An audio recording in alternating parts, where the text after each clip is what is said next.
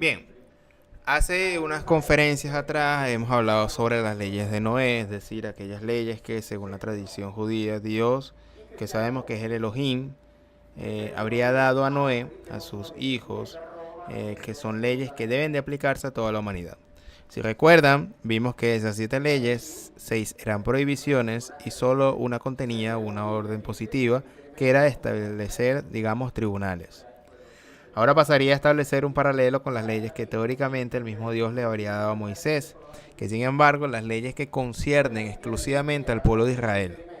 Tengo ganas de decir afortunadamente en el sentido de que soy feliz de no estar sujeto a estas leyes.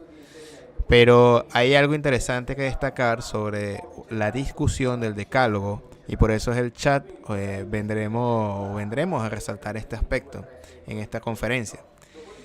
Hace un tiempo leí un artículo sobre otro descubrimiento realizado en Medio Oriente, en Israel, por equipos de arqueólogos israelitas o israelíes, que encontraron sitios en los que surgió un culto reservado a Yahvé y, más en general, a un Él, por varios nombres o por varios miembros, de las diversas ramas de la familia de Abraham. Y lo interesante, más allá de la discusión, es que hay sobre la interpretación de estos yacimientos entre los arqueólogos. Lo que parece establecido es que en cualquier caso, estas poblaciones se referían a estos Els, o estos Elohim, en este caso a Yahvé, como estos dioses, o este Dios que dio la regla, que dio enseñanzas, y por lo tanto esto es parte, más allá de los aspectos específicos individuales, en los que quizás tarde o temprano los arqueólogos se pongan de acuerdo. Es parte de esa visión general que vengo presentando desde el 2010. De los Elohim que dio a los subyugados, por lo tanto a las diversas poblaciones, por lo tanto a los moabitas, amonitas, amelecitas, edonitas, israelitas obviamente. Dio toda una serie de reglas y regulaciones que por lo tanto eran también muy prácticas, digamos, reglas y enseñanzas sobre extracción, sobre procesamiento de metales, y sin embargo, volviendo a las reglas de conducta, entonces los llamados mandamientos o la misbot que Yahvé le habría dado a Moisés no son solo esos 10 que nos fueron enseñados y que, repito, en realidad veremos cuáles son los 10 considerados fundamentalmente, no son los que nos enseñan. Yahvé le dio a Moisés 613 reglas o mandamientos, de los cuales 248 son reglas dadas positivamente. Harás esto y harás aquello. Las 365 restantes son prohibitivas. Las prohibiciones eran en realidad, por así decirlo, un instrumento importante de control, de poder. Ya hemos visto esto en las leyes de Noé. Y en otras cosas, más de la mitad, quizá casi 2/3, son indicaciones de carácter sanitario o higiénico. Porque lo sabemos bien, los Elohim tenían una necesidad, es decir, evitar la propagación de enfermedades que habría diezmado sus poblaciones, quizá en muy poco tiempo, y por lo tanto no podían permitírselo.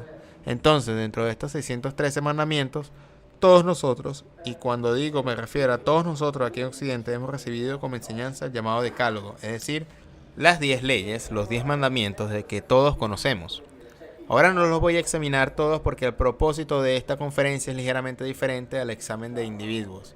Es mostrar cómo en la Biblia el decálogo considerado fundamental en diferentes, o es diferente y no es el que nos enseñaron. Sin embargo, en lo que nos han enseñado, aún hay que hacer algunas consideraciones. Por eso, por ejemplo, incluso aquí en los 10 mandamientos hay que decir nuevamente que solo uno no contiene prohibiciones, 9 contienen provisiones. Solo para subrayar, como en gran medida, este fue el instrumento utilizado por el famoso Dios del amor, quien ante todo prohibió, es decir, ante todo dijo que cosas no se deberían de hacer. Así, en lugar de enseñar a amarse, a colaborar unos con otros, enseñó, o mejor, prohibió hacer toda una serie de cosas que habrían creado desorden y problemas en el seno del grupo que gobernaba. Ahora bien, el primero de estos mandamientos, contenidos en el Decálogo, que se encuentra en el libro del Éxodo, dice: Yo soy Yahvé. Lo leo directamente, como se enseña en el catecismo. Yo, Yahvé, tu Elohim. Obviamente en el catecismo dice: Yo soy el Señor tu Dios. Pero como expliqué en varias conferencias, en los que digo que es mejor no traducir, respetando y manteniendo lo que está escrito en la Biblia. Soy Yahvé, vuestro Elohim, que os saqué de la tierra de Egipto. No tendréis otro Elohim delante de mí. Entonces no tendrás, no existen. Es decir, son dos cosas distintas.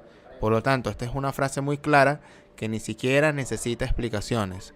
No te harás ídolo ni imagen alguna de lo que hay arriba en el cielo, ni lo que hay debajo de la tierra, ni de lo que hay por la superficie debajo del agua. No te inclinarás ante ellos ni les servirás. Ahora bien, obviamente esto es incluso, como decirlo, trivial, por decirlo, es un mandamiento que ha sido completamente olvidado. No por los judíos, sino por los cristianos que también se refieren a él. Mejor aún por los católicos que también se refieren a él. Estos mandamientos que también se refieren a este Dios que teóricamente debería ser Dios Padre, el Padre que es Jesucristo, pero ya lo he mencionado algunas veces y lo veremos más adelante, no es en absoluto el Padre de Jesucristo. Y digo, ¿por qué es un mandamiento olvidado? Basta mirar a nuestro alrededor. Los católicos adoran estatuas, imágenes, ídolos, representaciones. Son adoradores de un crucificado, una imagen que en absoluto debería estar allí.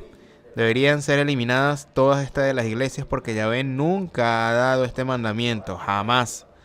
Así que debemos recordar esto. Tanto es así que cuando dentro de 200 años excaven aquí, como hacemos en sitios que datan de hace 2000 o 3000 años, dirán que estos cristianos, estos católicos, eran en realidad idólatras, porque encontrarán miles y miles y miles de representaciones de toda especie de divinidad, de muchas divinidades intermedias, que son la Virgen, los santos, etc., a quienes se dirigen con veneración y adoración, con total desprecio de este mandamiento que, repito, nunca ha sido abrogado.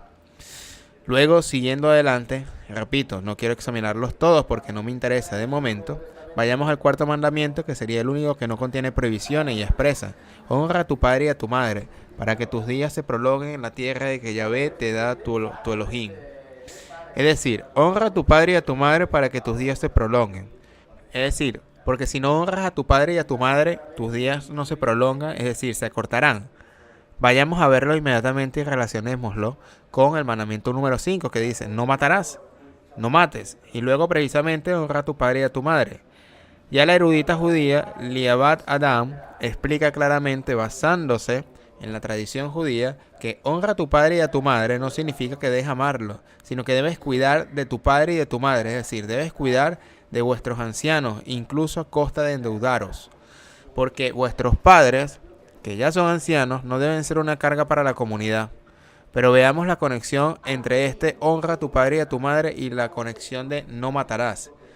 Mientras tanto, tomando de lo de la Biblia de Jerusalén, así menos así lo tomamos de fuentes oficiales, al menos, está escrito en esencia los mandamientos. Estos mandamientos no son un acto original del pueblo de Israel y los contactos del decálogo. Por ejemplo, en el código de Hammurabi, el código hitita y el decreto del faraón Orenheb, que casi podría considerarse contemporáneo de Moisés, no atestiguan una dependencia directa entre sí.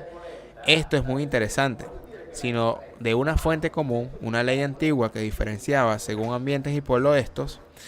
Una vez más, si se lee de la perspectiva de este mosaico que se constituye o se construye leyendo la Biblia de cierta manera, significa que había alguien arriba que daba órdenes que luego, dependiendo de los diversos pueblos, tuvieron una inclinación diferente, y por lo tanto estamos nuevamente a la posibilidad de al menos hipotizar la existencia de estos Elohim.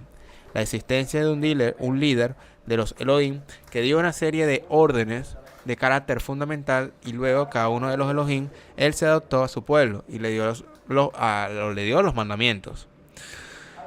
Entonces, es interesante leer que estos mandamientos de Israel no dependen del código de Hammurabi, no depende del código hitita, no depende de un código faraónico, pero representa una de las muchas evoluciones, es decir, por lo tanto son una de las elaboraciones que uno de los Elohim dio a su pueblo. Y esto es muy interesante porque constituye una nueva confirmación, al menos potencial. Pero veamos la conexión del cuarto mandamiento: honra a tu padre y a tu madre para que tus días sean largos en la tierra. Y el quinto mandamiento es: no matarás. Si vemos en Éxodo 21, está escrito: el que hiere a un hombre causándole la muerte será condenado a muerte. Por lo tanto, no matarás, pero se aplica la pena de muerte. Cualquiera que rapte a un hombre, ya sea que lo venda o lo encuentre, todavía en su poder será condenado a muerte. El que maldiga a su padre y a su madre será condenado a muerte. El que hiera a su padre y a su madre morirá. Por este honrará a su padre y a su madre, para que tus días se prolonguen en la tierra de Yahvé tu Elohim te da. Porque si no los honras, por lo tanto, si los maldices, si los golpeas, eres muerto, entonces tus días se acortarán. Pero hay una aclaración más. Aquí estamos en el libro del Éxodo, vayamos al libro de Deuteronomio, donde hay una declaración que es aún más interesante, que diría aún más difícil. Si vamos al capítulo 21, al versículo 18, si un hombre tiene un hijo terco y rebelde que no le obedece a la voz de su padre ni a su madre, y aunque lo han castigado no la escuchan, tengan cuidado aquí que con este joven. El hombre es simplemente testarudo y rebelde, no ha insultado ni maltratado a sus padres. Por lo tanto, si tiene un hijo testarudo, su padre y su madre lo tomarán y lo conducirán a los ancianos de la ciudad, de las puertas del lugar donde vive. Irá a los ancianos de la ciudad. Nuestro hijo es terco y rebelde. No quiere obedecer nuestra voz. Es avaro y borracho. Entonces todos los hombres de su ciudad lo apedrarán hasta morir. Así erradicarás de ti el mal, y todo Israel lo sabrá y tendrá miedo. Es decir, era necesario dar una lección para que los niños entendieran que los padres hay que obedecerlos, no amarlos, no necesariamente amarlos. Entonces, obviamente, no hay prohibición de amarlos, y tampoco hay órdenes de amarlos. Hay una orden para ejecutar sus órdenes.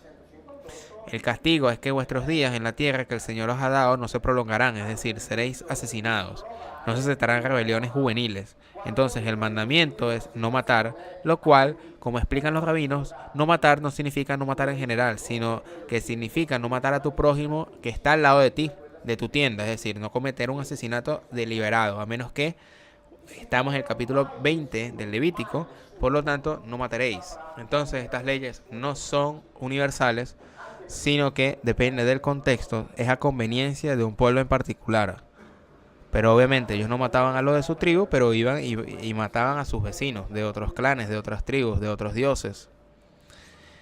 E incluso se podría matar a los que están dentro de la tribu, un hijo rebelde o algo así, si se viola algunas leyes, porque no querían estas clases de rebeliones. ¿Ahora se entiende?